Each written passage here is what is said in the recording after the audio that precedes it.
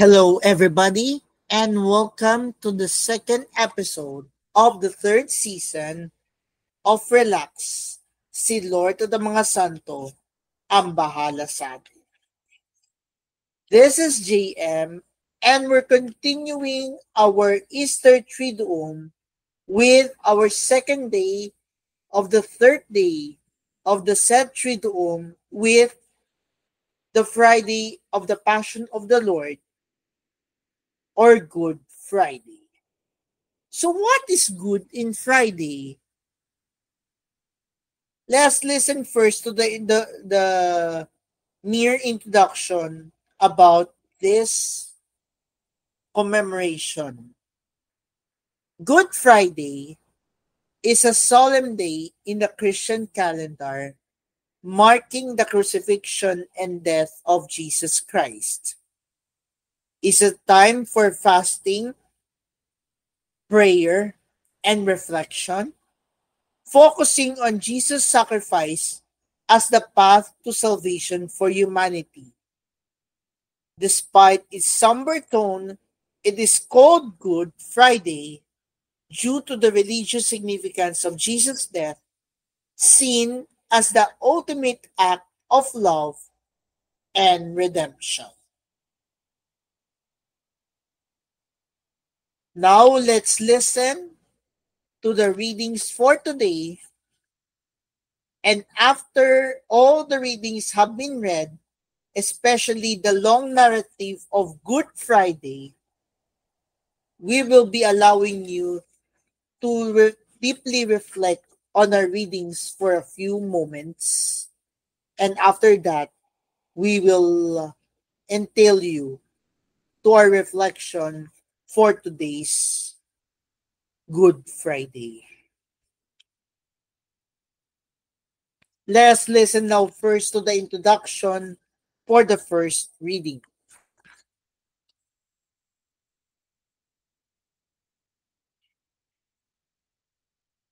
It reads, Isaiah's mysterious suffering servant prefigures our Lord Jesus, who bears our infirmities and is crushed for our sins.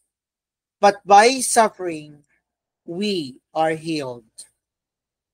Our first reading is taken from the book of the prophet Isaiah, chapter 52, verse 13 to chapter 53, verse 12.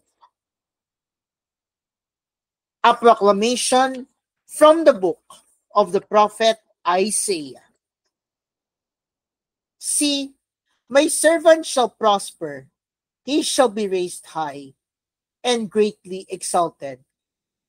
Even as many were amazed at him, so marked with his look beyond human semblance, and his appearance beyond that of the sons of man. So shall he startle many nations. Because of him, kings shall stand speechless, for those who have not been told shall see, those who have not heard shall ponder it. Who would believe what we have heard? To whom has the arm of the Lord been revealed? He grew up like a sapling before him, like a shoot from the parched earth. There was in him no stately bearing to make us look at him, nor appearance that would attract us to him. He was spurned and avoided by people, a man of suffering, accustomed to infirmity, one of those from whom people hide their faces, spurned, and we held him in no esteem. Yet it was our infirmities that he bore, our sufferings that he endured, while we thought of him as stricken, as one smitten by God and afflicted. But he was pierced for our offenses, crushed for our sins. Upon him was the chastisement that makes us whole. By stripes we were healed. We had all gone astray like sheep, each following his own way. But the Lord laid upon him the guilt of us all. Though he was harshly treated, he submitted and opened not his mouth, like a lamb led to the slaughter or a sheep before the shearers. He was silent and opened not his mouth. Oppressed and condemned, he was taken away, and who would have thought any more of his destiny? When he was cut off from the land of the living and smitten for the sin of his people, a grave was assigned him among the wicked, and a burial place with evildoers. Though he had done no wrong, nor spoken any falsehood. But the Lord was pleased to crush him in infirmity. If he gives his life as an offering for sin, he shall see his descendants in a long life, and the will of the Lord shall be accomplished through him. Because of his affliction, he shall see the light in fullness of days. Through his suffering, my servant shall justify many, and their guilt he shall bear. Therefore, I will give him his portion among the great, and he shall divide the spoils with the mighty, because he surrendered himself to death, and was counted among the wicked. And he shall take away the sins of many, and with pardon for their offenses. The word of the Lord. Thanks be to God. Our response to the responsorial psalm for this Good Friday is, Father, into your hands I commend my spirit. Father, into your hands I commend my spirit. In you, O Lord, I take refuge. Let me never be put to shame. In your justice, rescue me. Into your hands I commend my spirit. You will redeem me, O Lord, O faithful God. Father, into your hands I commend my spirit. For all my foes, I am an object of reproach, a laughing stock to my neighbors, and a dread to my friends. They who see me abroad flee from me. I am forgotten like the unremembered dead. I am like a dish that is broken. Father, into your hands I commend my spirit. But my trust is in you, O Lord. I say, you are my God. In your hands is my destiny. Rescue me from the clutches of my enemies and my persecutors. Let your face shine upon your servant. Save me in your kindness. Take courage and be stout-hearted, all you who hope in the Lord. Father, into your hands I commend my spirit. Let's listen first to the short introduction for the second reading before we hear the second reading for Good Friday. Jesus agonizes at the prospect of his suffering and death, but out of his deep reverence for the Father, he accepts his passion and gains salvation for us. His experience of weakness, pain, and suffering makes him our gentle and sympathetic intercessor before the Father. Our second reading is taken from the letter to the Hebrews, chapter 4, verses 14 to 16, followed by chapter 5, verses 7 to 9. A proclamation from the letter to the Hebrews. Brothers and sisters, since we have a great high priest who has passed through the heavens, Jesus, the Son of God, let us hold fast to our confession. For we do not have a high priest who is unable to sympathize with our weaknesses, but one who has similarly been tested in every way, yet without sin. So let us confidently approach the throne of grace to receive mercy and to find grace for timely help. In the days when Christ was in the flesh, he offered prayers and supplications with loud cries and tears to the one who was able to save him from death. And he was heard because of his reverence. Son, though he was, he learned obedience from what he suffered. And when he has made perfect, he became the source of eternal salvation for all who obey him. The word of the Lord. Thanks be to God.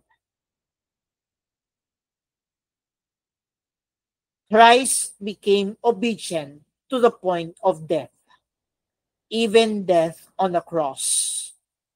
Because of this, God greatly exalted him and bestowed on him the name which is above every other name. Now, let us turn ourselves into the gospel for Good Friday.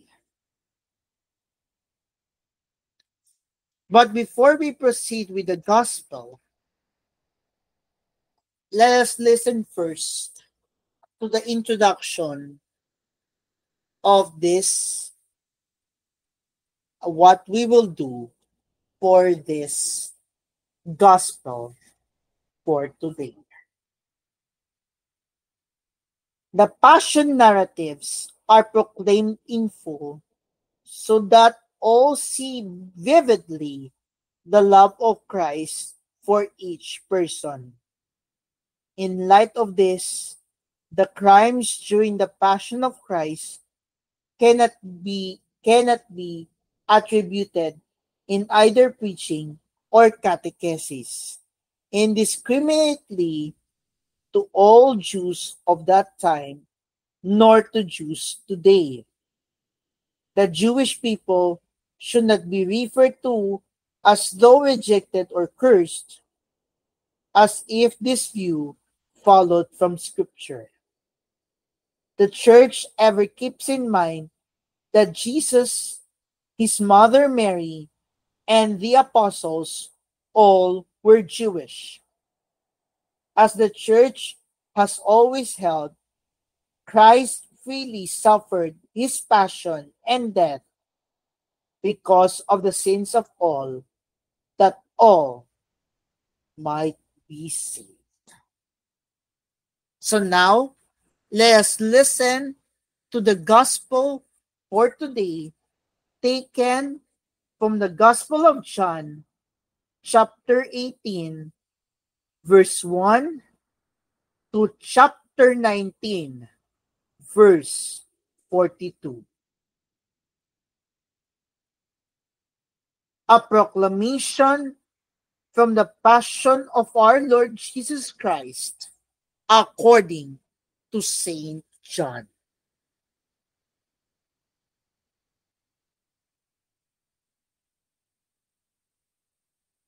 Jesus went out with his disciples across the Kidron Valley to where there was a garden, into which he and his disciples entered. Judas, his betrayer, also knew the place, because Jesus had often met there with his disciples.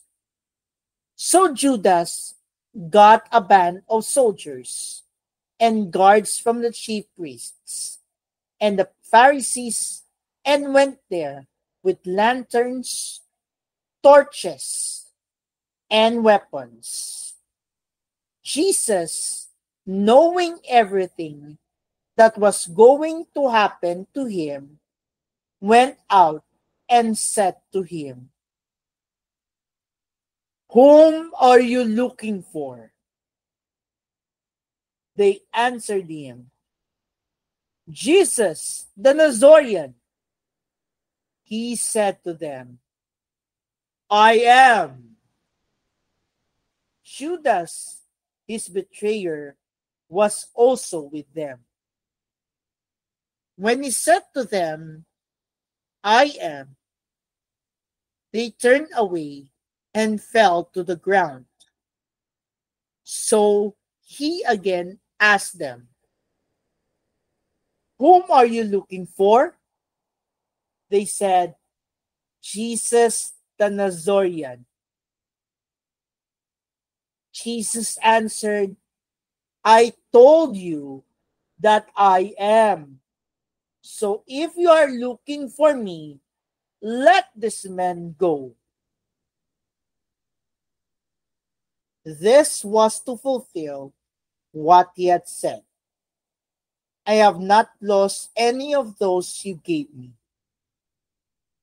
Then Simon Peter, who had a sword, drew it, struck the high priest's slave, and cut off his right ear.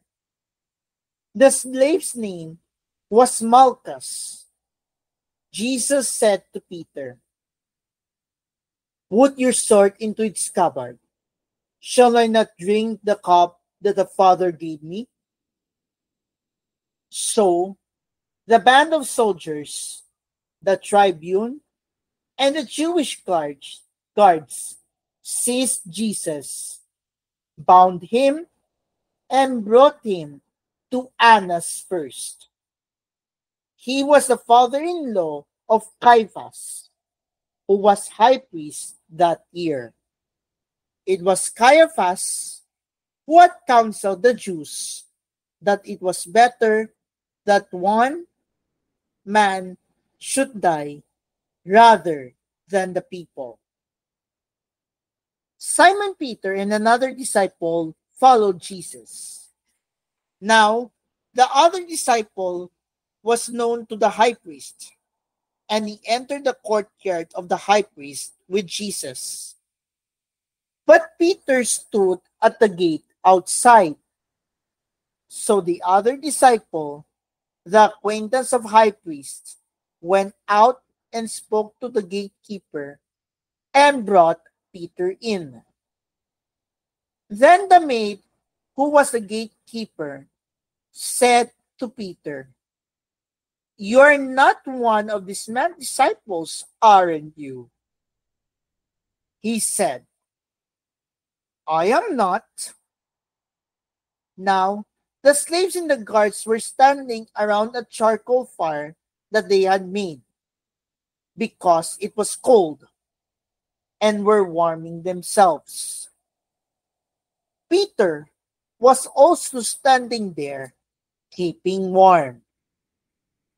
The high priest questioned Jesus about his disciples and about his doctrine. Jesus answered him, "I have spoken publicly to the world. I have always taught in a synagogue or in the temple area where all the Jews gather, and in secret I have said nothing. Why ask me? Ask those who heard me what I said to them. They know what I said." When he had said this, one of the temple guards standing there struck Jesus and said, "Is this the way you answer the high priest?" Jesus answered him, "If I have spoken wrongly, testify to the wrong. But if I have spoken rightly, why do you strike me?" Then Annas sent him bound to Caiaphas the high priest. Now, Simon Peter was standing there keeping warm. And they said to him, "You are not one of these disciples, are you?" He denied it and said, "I am not."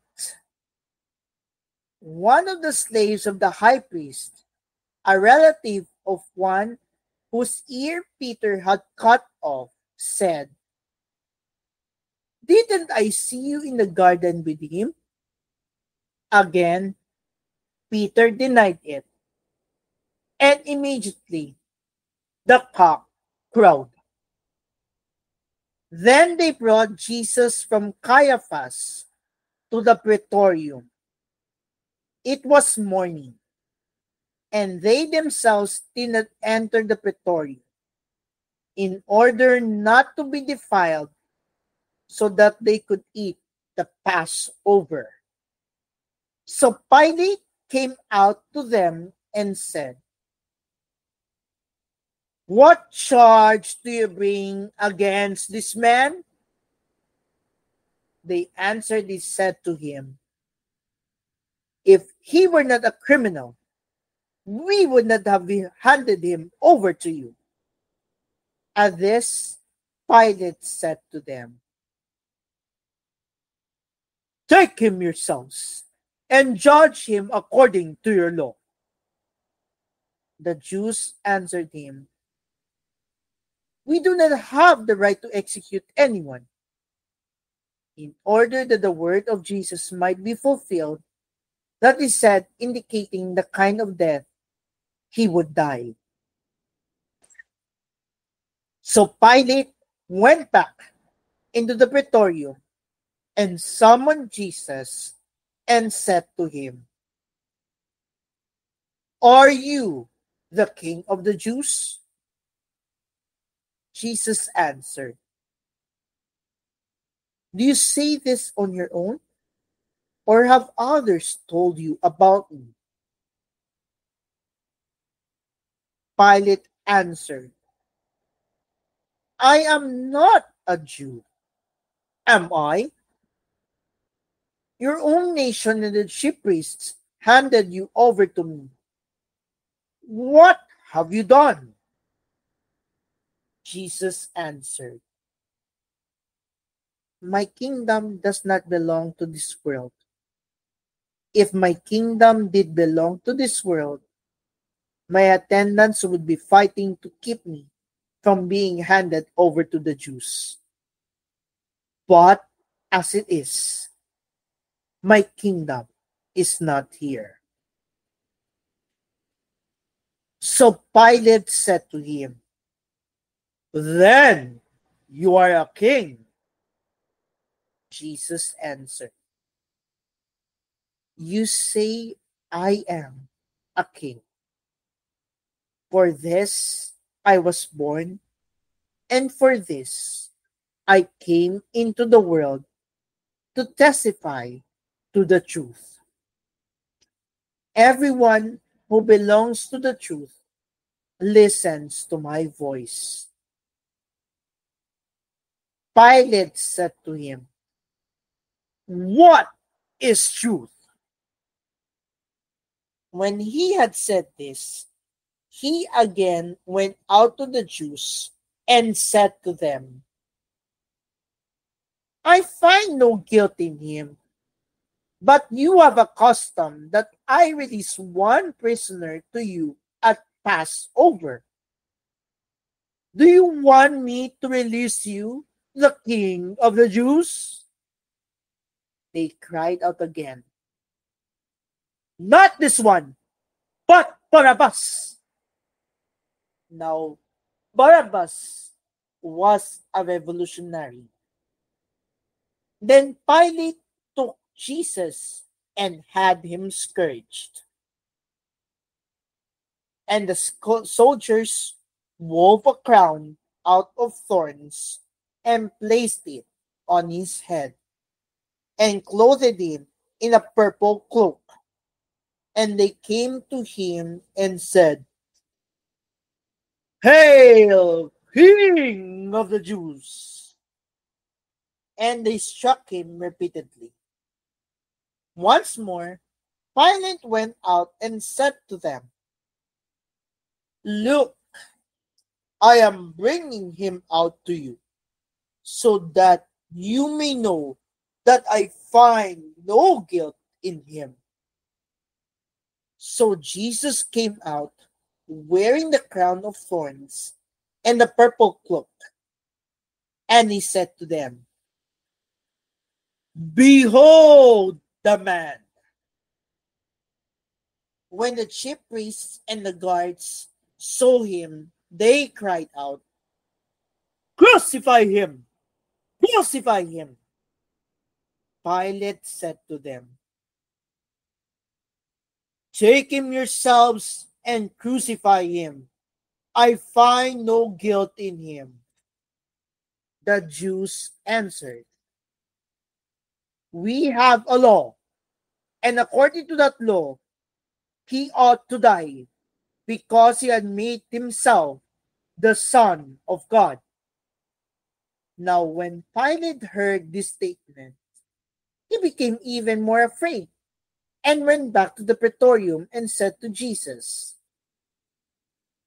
Where are you from? Jesus did not answer him.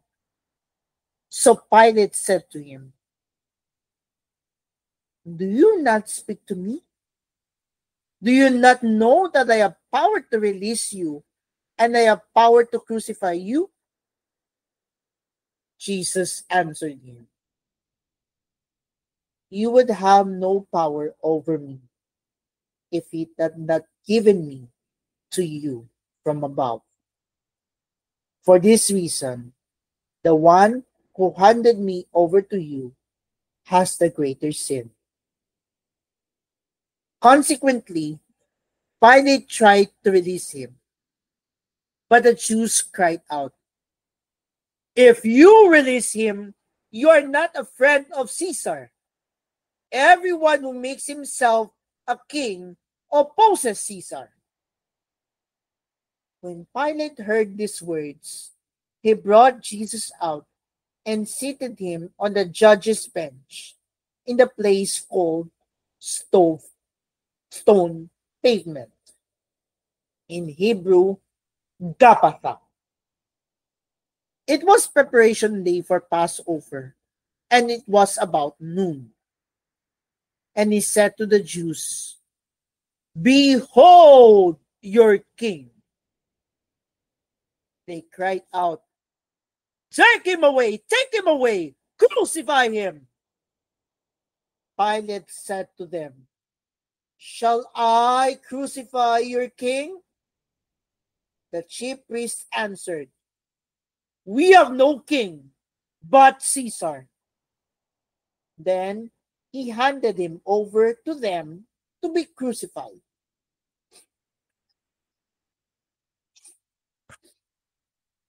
So they took Jesus, and carrying the cross himself, he went out to what is called the place of the skull, in Hebrew, Golgotha. There they crucified him, and with him 2 others, one on either side, with Jesus in the middle. Pilate also had an inscription written and put on the cross. It read, Jesus the Nazarene, the King of the Jews. Now many of the Jews read this inscription because the place where Jesus was crucified was near the city, and it was written in Hebrew, Latin, and Greek. So the chief priests of the Jews said to Pilate, Do not write the King of the Jews, but that he said, I am the King of the Jews. Pilate answered, What I have written, I have written. When the soldiers had crucified Jesus, they took his clothes and divided them into 4 shares, a share for each soldier. They also took his tunic. So they said to one another, "Let's not tear it, but cast lots for it, to see whose it will be." In order that the passage of scripture might be fulfilled, that says, "They divided my garments among them, and for my vesture they cast lots." This is what the soldiers did. Standing by the cross of Jesus were his mother and his mother's sister, Mary, the wife of Clopas, and Mary of Magdala. When Jesus saw his mother and the disciple there whom he loved, he said to his mother, "Woman, behold your son." Then he said to the disciple, "Behold your mother." And from that hour, the disciple took her into his home. After this, aware that everything was now finished, in order that the scripture might be fulfilled, Jesus said, "I thirst." There was a vessel filled with common wine. So they put a sponge soaked in wine on a sprig of hyssop and put it up to his mouth. When Jesus had taken the wine, he said, "It is finished." And bowing his head, he handed over the Spirit. May I request to please observe a moment of silence and kneel and reflect on the crucifix, on the death of Jesus on the cross.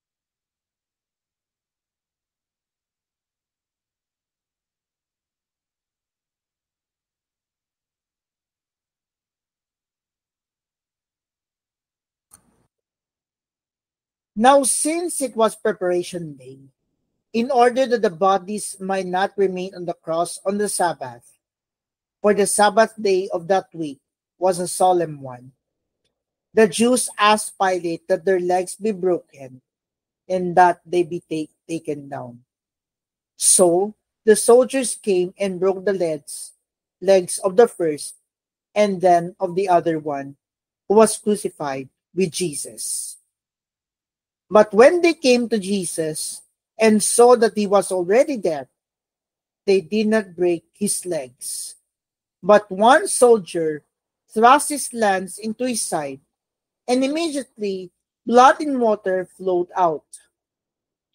An eyewitness had testified, and his testimony is true. He knows that he is speaking the truth, so that you also may come to believe. For this happened so that the scripture passage might be fulfilled, "Not a bone of it will be broken." And again another passage saying, they will look upon him whom they have pierced. After this, Joseph of Arimathea, secretly a disciple of Jesus for fear of the Jews, asked Pilate if he could remove the body of Jesus. And Pilate permitted it. So he came and took his body. Nicodemus, the one who had first come to him at night, also came bringing a mixture of myrrh and aloes, weighing about 100 pounds. They took the body of Jesus and bound it with burial cloths along with the spices, according to the Jewish burial custom. Now, in the place where he had been crucified, there was a garden, and in the garden a new tomb, in which no one had yet been buried. So they laid Jesus there because of the Jewish preparation day, for the tomb was close by. My dear friends, my fellow relaxers, this is the good news of our salvation. Praise to you, Lord Jesus Christ. Now, I will allow you to take a few moments of silence as we prepare ourselves for the reflection for today on the Friday of the Lord's Passion.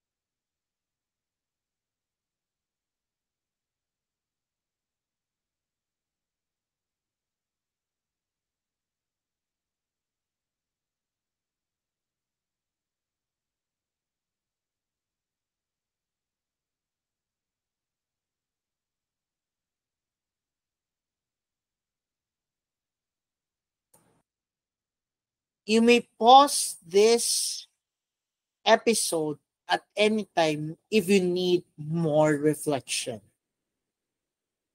If you need more silence, you may pause this at any time. Now, let's listen to the reflection for the readings for Good Friday. I know it is long, but we need to sacrifice for it. So now, let us listen to the reflection on the readings for today.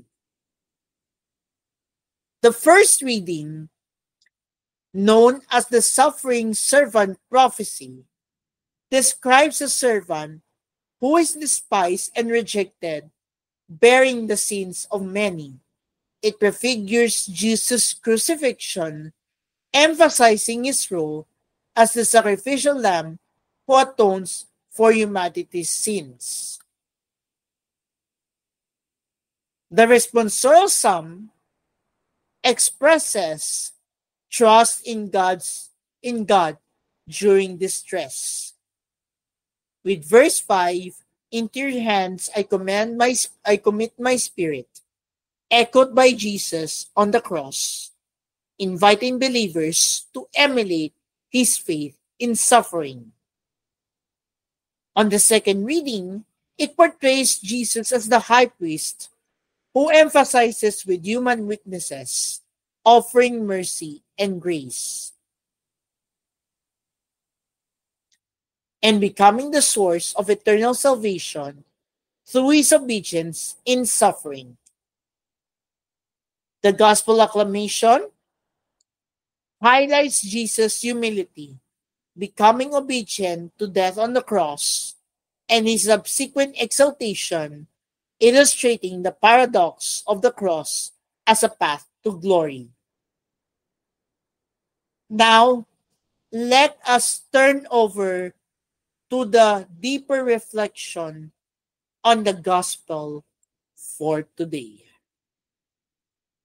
But before that, let us have the deeper analysis on the readings for today.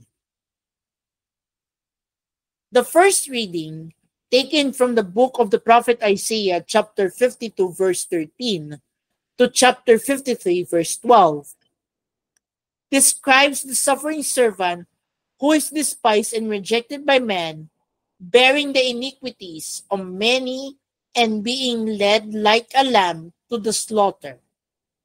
It is a prophetic vision that Christians interpret as foretelling Jesus' crucifixion, emphasizing his role as a sacrificial lamb who atones for humanity's sins, aligning with themes of redemption and suffering. The responsorial psalm is a prayer in God during distress. Notably, on verse 5, which says, "Into your hands I commit my spirit," is echoed by Jesus on the cross, which can be found on Luke chapter 23, verse 46, as noted in Reflections by the Young Catholics. It invites believers to emulate Jesus' faith, especially in times of trial, reinforcing the theme of unwavering trust. In the second reading, this passage portrays Jesus as a great high priest who empathizes with human weaknesses, having been tested yet without sin. It highlights his obedience through suffering, becoming the source of eternal salvation, of offering mercy and grace, as discussed. In the Gospel Acclamation, it summarizes Jesus' humility, becoming obedient to death on the cross, and his subsequent its exaltation. It also encapsulates the paradox on the cross, where humility leads to glory. Now, let us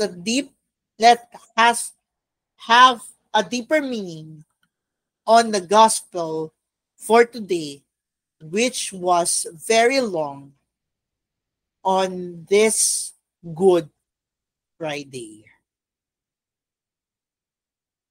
But before we proceed with the reflection on the gospel, which is a long narrative about the crucifixion and death of Jesus Christ, let us deepen ourselves with the meaning of Good Friday. Good Friday is a pivotal day in the Christian liturgical calendar, commemorating the crucifixion and death of Jesus Christ. This day, also known as the Friday of the Passion of the Lord, is marked by solemn observances, including fasting, prayer, and reflection, focusing on Jesus' sacrifice as the means of salvation for humanity.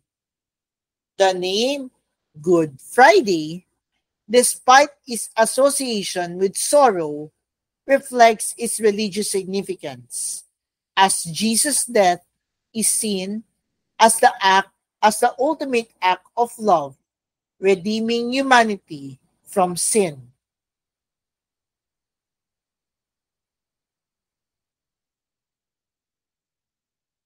Good Friday is observed on the Friday before Easter Sunday, a date that varies each year based on the lunar calendar.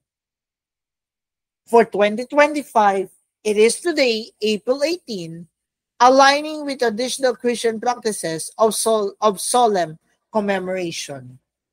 The day is characterized by the absence of the Eucharistic celebration.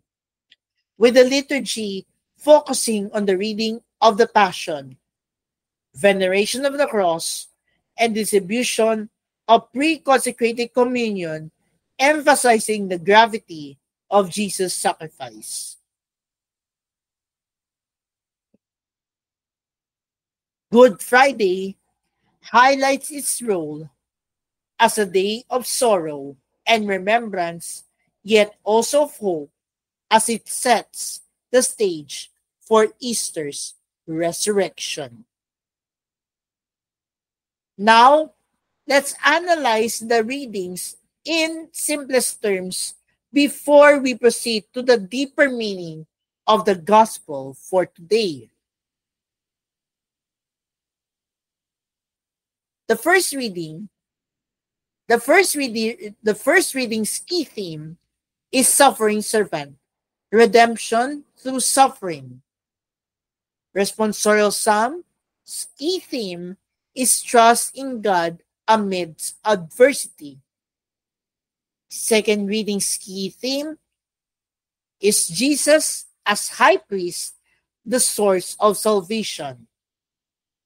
The key theme for the gospel acclamation this time is humility. It's all about humility and exaltation to the cross.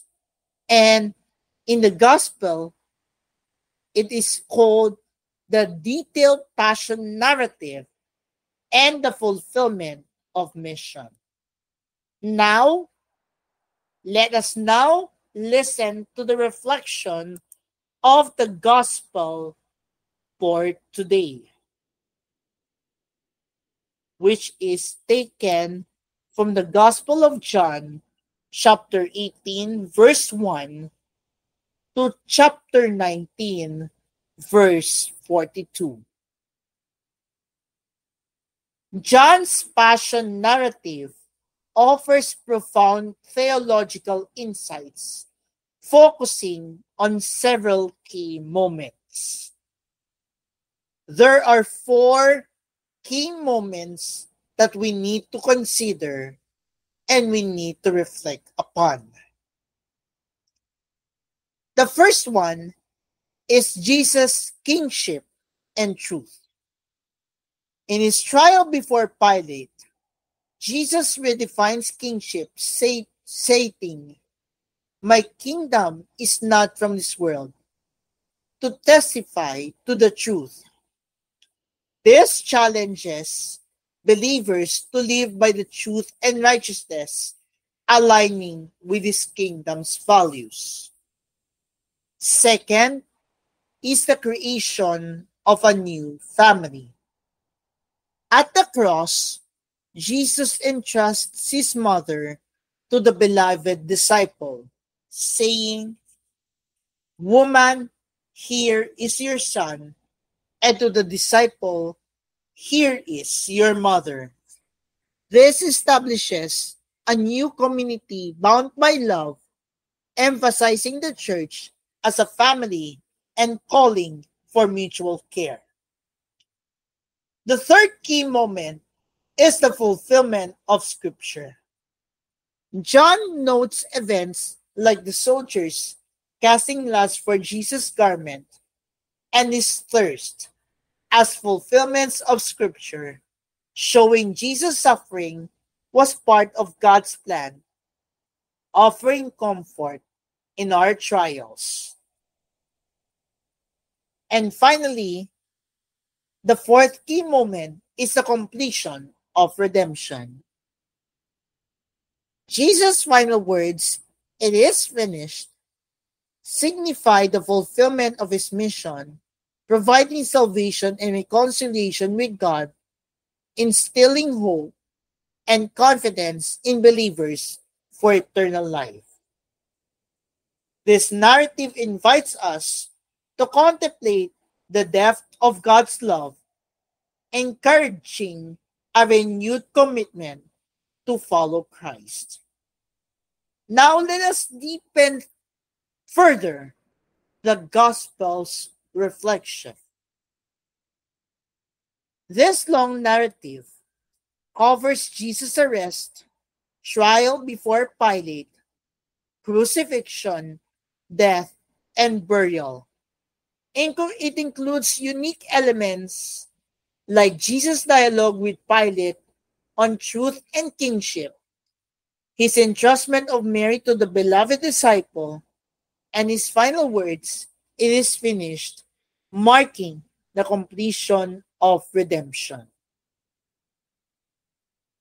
Now, let us deepen our reflection to the gospel narrative.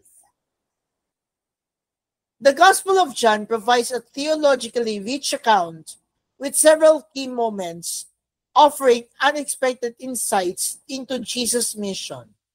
For instance, the extended dialogue with Pilate, where Jesus states, "My kingdom is not from this world," to testify to the truth, redefines kingship in spiritual terms, challenging believers to prioritize truth over worldly power, a perspective less emphasized in other gospels. The narrative begins with Jesus' arrest in the garden, where he asserts his identity, causing the soldiers to fall back, highlighting his divine authority. His trial before Pilate includes a profound exchange on truth, inviting reflection on what it means to belong to his kingdom.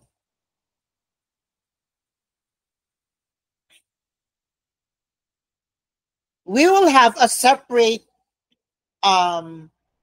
reflection on the 7 last words, but on this gospel, it highlights one of the words, which is, "Woman, here is your son.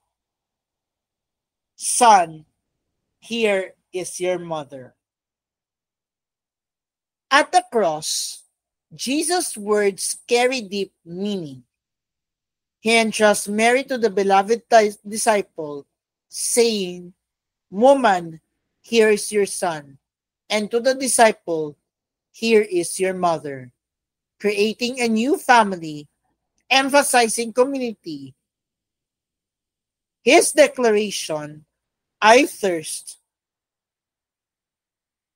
which is the fifth word, which is the fifth last word of Jesus, fulfills scripture, and "it is finished," which is the sixth last word, marks the completion of redemption, offering hope. And finally, the fulfillment of scripture and burial. John notes fulfillments like the soldier casting lots for Jesus' garment, showing his suffering was part of God's plan, providing comfort in trials.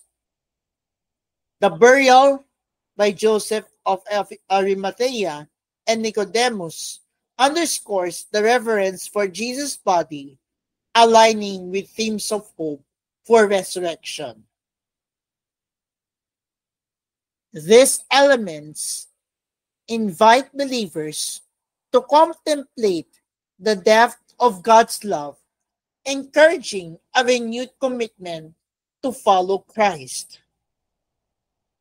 And as we observe Good Friday, the readings collectively call us to recognize Jesus as the suffering servant, trust in God amidst adversity, and embrace his redemptive sacrifice. The gospel narrative, with its focus on kingship, community, and fulfillment, deepens our understanding, offering unexpected insights into the theological richness of Christ's passion. This day invites solemn reflection, gratitude, and a renewed commitment to live as disciples, aligning with the themes of redemption and salvation. Let us deepen more our reflection with a reflection from the Bishop of the Apostolic Vicariate of Taytay, Most Reverend Broderick Pabilio Didi, with the theme, See How He Loved Us. Our liturgy this Friday leads us to witness the passion of our Lord Jesus Christ. We recall here his suffering, the most horrific tortures that man could inflict on his fellow man. He experienced betrayal by someone he trusted, denial by a close friend, trumped up charges, beatings, whippings, crowning of thorns, and mockery. The handing over by a governor who preferred to safeguard his career than defend the truth. Mockery and humiliation and an agonizing death on the cross. And all this for what? The first reading, taken from the book of the prophet Isaiah, foretold half a millennium before the Messiah the purpose of all this. He was pierced for our sins, crushed for our iniquity. He bore the punishment that makes us whole. By his wounds we were healed. For he was cut off from the land of the living, struck for the sins of his people. God himself said, My servant, the just one, shall justify the many, their iniquity he shall bear. Given his final ordeal, it might seem easy to think that Jesus was a sinner and that he was abandoned by God. On the contrary, he was exalted by God. His passion was not punishment. It was for our sins that he suffered. We cringed and felt pity what he went through, but his passion and death are what heals us to this day. Good Friday. As we participate in today's worship, let us not only look upon what happened to Jesus. Let us not only feel sorry for him. Let us look also upon ourselves, the reason for his hardships. As we feel compassion for the suffering Lord, let us repent of our sins. We are witnessing the magnitude of his love for us. See how much he loves us. We have also seen the evil wrought by our sins, but we have also realized our worth. See how God values us. So, let's feel compassion for Jesus, loathing for our sins, which have caused him much suffering, and gratitude for God's great love that moved him to undertake the horrors of this day. Today, we can now face life with an ambiguous trust. If God is for us, who can be against us? He who did not spare his own son, but handed him over for us all, how will he not also give us everything else along with him? God will not abandon us.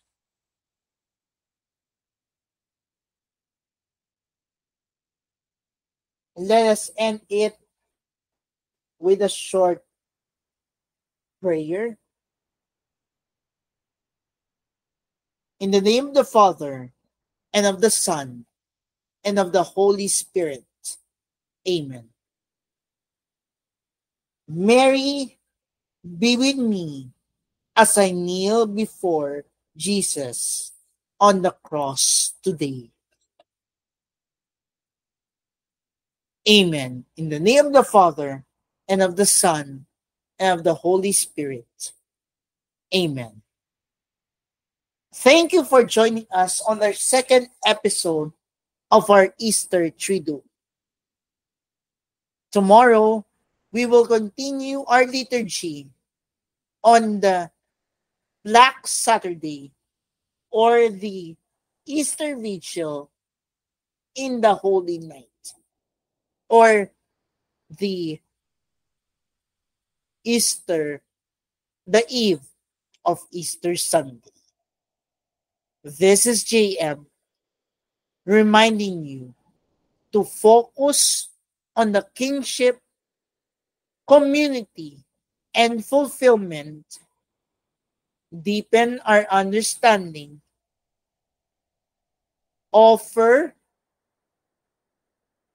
our unexpected insights into the theological richness of Christ's passion. May you have a wonderful, blessed Friday, and may God rest you in the peace of Christ's death. God bless.